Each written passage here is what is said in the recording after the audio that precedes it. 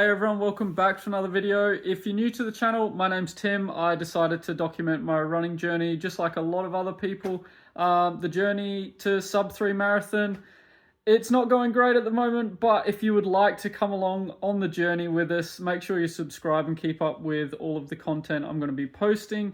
This one's nothing special. I'm basically thinking I'm just going to add all of the footage from the men's 10k race on last Sunday. I'm just going to add in all the raw footage. So unfortunately there's a bit of coughing, spitting and all of that, but I just want people to be able to search the race and be able to look at the route and have a look at the kind of atmosphere that you're going to be expecting when you enter the race. And yeah, it's just something on YouTube for people to have a look and see if they want to run the race. They'll be able to see the route, and I might do some voiceover for you along the route just so you've kind of got an idea of the elevation changes and that. A few tips here and there. Okay, so this is the start of the men's 10k in Edinburgh for 2024. That's just me just waving to Jen there. The starting pen did feel quite spread out, so I'm not sure of the total number of runners this year. I think it was the same as the last couple of years, but it definitely felt a bit more crowded in the pen the past couple of years. This felt a lot more roomy.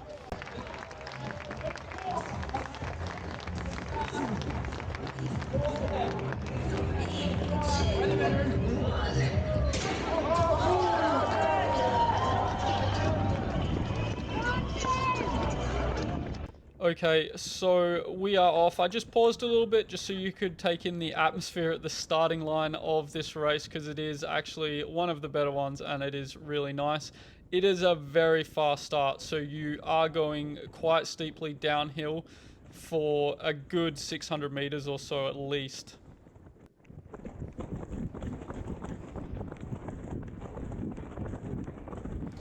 And once you take the first left corner, you want to keep a straight line to the right corner. So a lot of runners you'll see go over to the right side because they feel like it's the shortest route. I'm on the left because I'm drawing a straight line straight through to the next corner.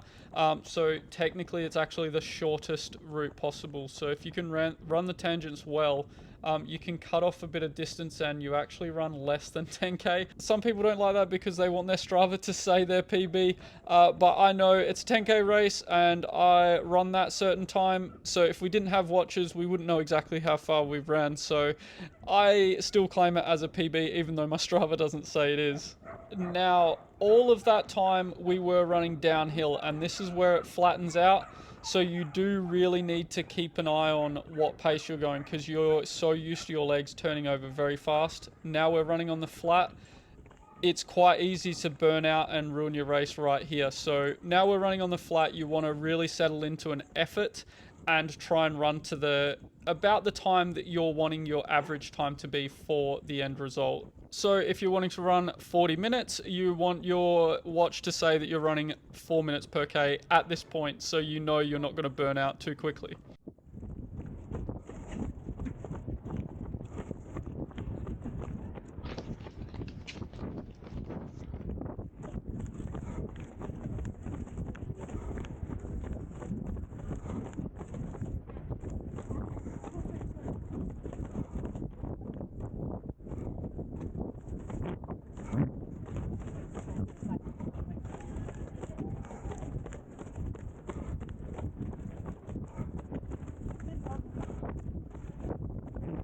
Now we take a right turn out of the gardens and we are heading downhill again. A good tip for the start is to use those downhills as well as you can. So if you are a decent downhill runner, you can make up a lot of time and keep it in the bank for later on, because there is some steep hills that you're going to have to go up.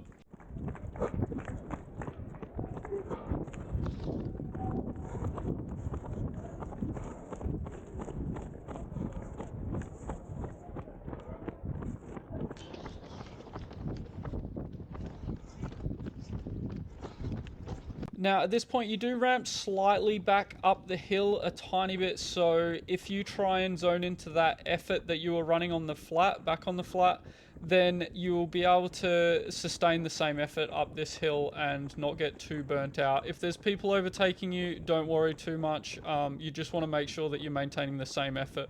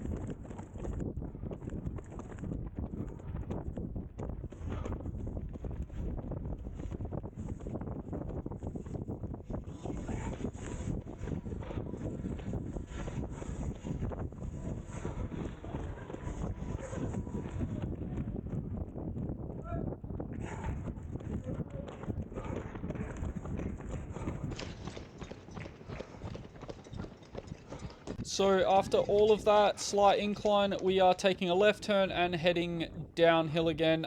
This is just a slight downhill, but it is quite long, so you can definitely pick up the pace a tiny bit and make sure that you are still maintaining the same effort, but you'll notice you are going a little bit quicker than your goal pace.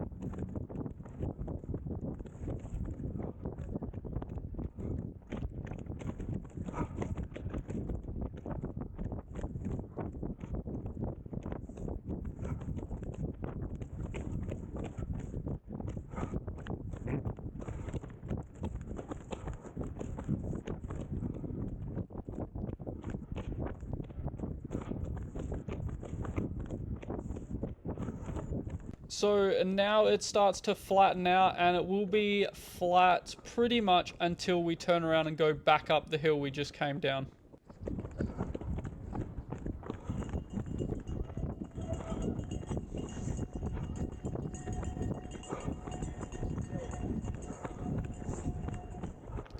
So on this little out and back, you do want to try and maintain your kind of average goal pace, and just make sure you can maintain that right up until you get back to the hill.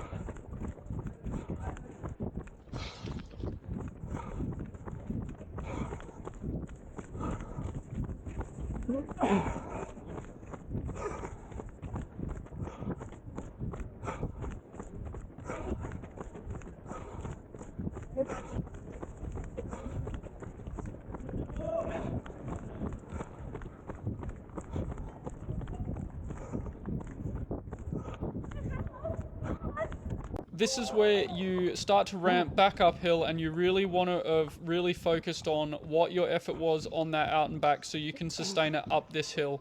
Don't worry if anyone's overtaking you. You just really want to maintain that same effort up this hill. Even though it'll probably be slower than your actual marathon pace, you will need to just save some energy so you can maintain your goal pace later on in the race.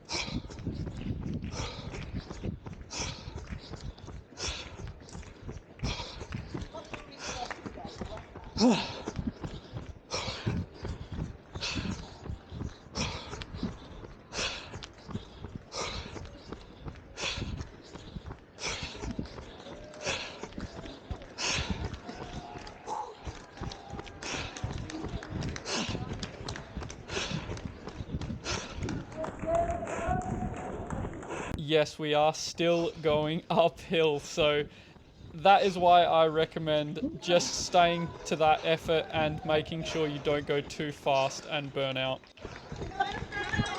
It is a long stretch uphill, but if you maintain that same 10k effort, even though you will notice a slowing on your watch, you should be able to get to the top and be able to recover on a downhill stretch, which is nice.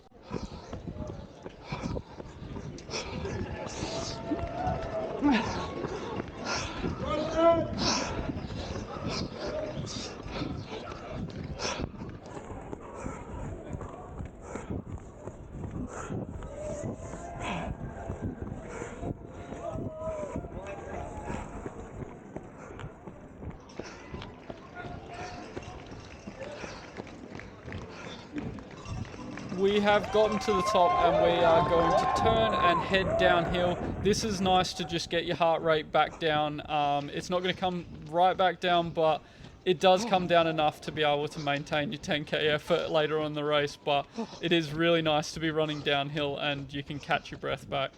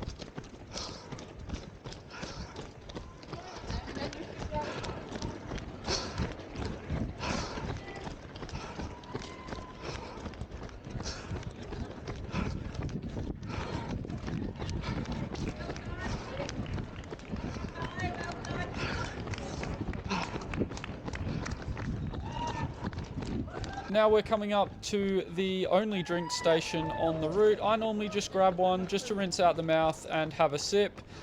Even though you don't need it in a 10k race, it's good just to get some moisture in the mouth.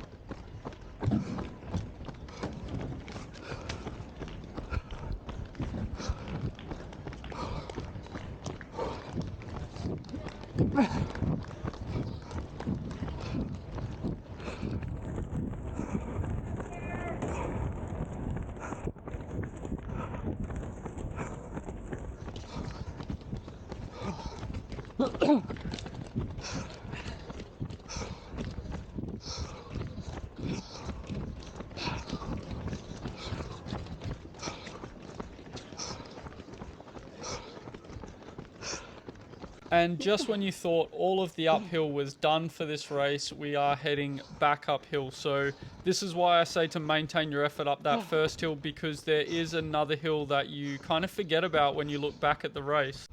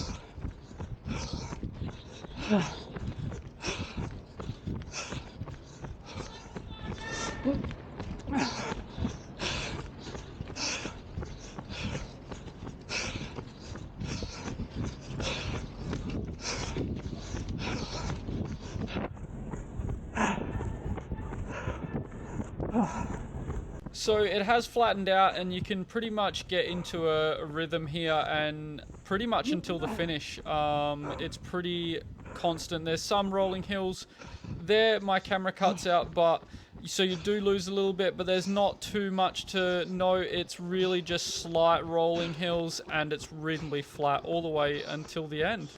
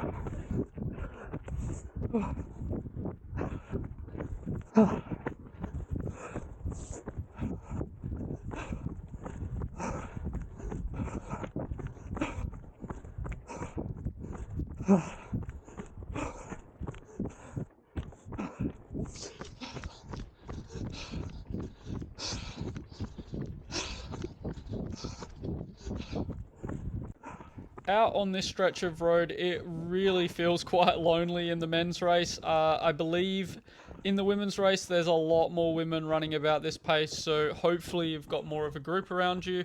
In the men's race, running at my pace, it definitely strings out and it's pretty lonely, so you do need to stay out of your own head and just be confident that you can finish strong.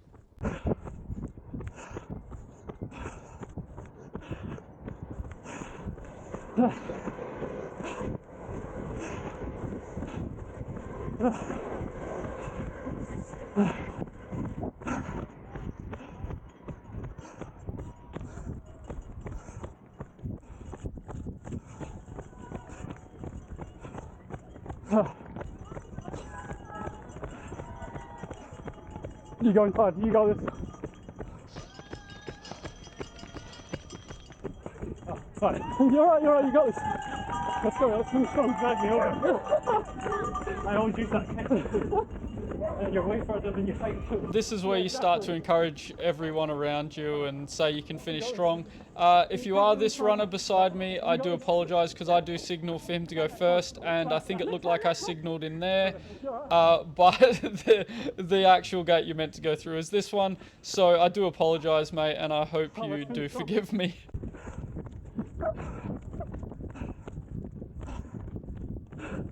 Once you take that turn in, you do have a little bit longer than you think, so just leave the sprint finish for a little bit longer.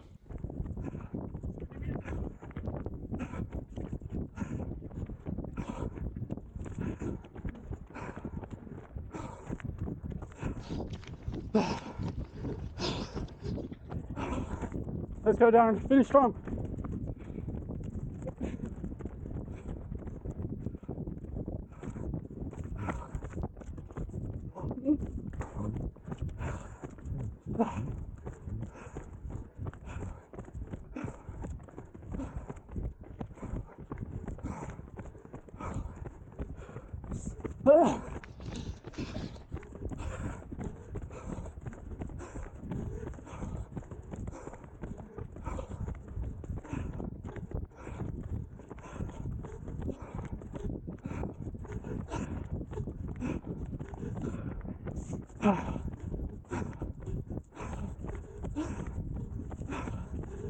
This is about when you can start to kick down, start to run a little bit faster and hope for a bit of a sprint finish towards the end. I normally try and run a bit faster through these roads before the finish, but I didn't really have much left at this point, but you can definitely start to pick it up.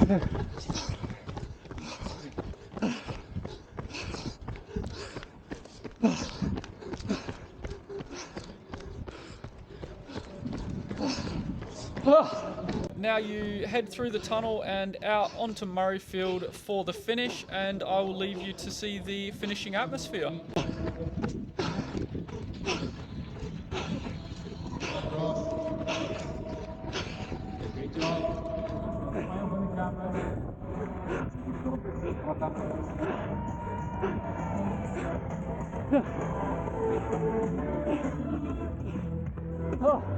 Well done, right. Great job, folks. Under 40 minutes. Fantastic. Well done, Ian. Good job, Mark. So that is the race. I hope you enjoyed watching the footage. It was a 6-second PB for me, so I did reasonably well. I do feel like I can run faster maybe on a flatter route, but that's the 10k I enter each year, so I do really enjoy running that race, and the atmosphere is great, and I am really happy with that time. And if you are looking at entering the race, I do highly recommend it. It is a really well run event, and the atmosphere is great. The women's 10k is growing in popularity as well. I believe there was about 1,800 runners this year. Jen ran that one. You'll see that in the vlog video. And there was about 1,200 men. So the women's, there is a lot more running, which means if you're running, Jen ran 48 minutes and she had a big pack around her on the finish line. So I think if you're looking to run around the 50-minute mark, 60-minute as a lady, I think it's a good race to run as well, because there's going to be a big group around you. So hopefully it grows a lot more next year as well. But that's going to be it for the video today, guys. I hope you enjoyed just watching the raw race footage, and maybe it made you want to run the event. And if you did like it, please hit the subscribe button. We're on our way to 250 subs, maybe would be nice. I've got 221, and before the last video we had about 200, I think. So really happy with how everyone's enjoying the content and willing to hit the subscribe button. And if you did like it, hit the like button as well, because then I do know that you are enjoying it. Even if you don't subscribe, hitting the like button doesn't hurt as well, and I know you enjoyed it. So yeah, thanks again, and we'll see you in the next video.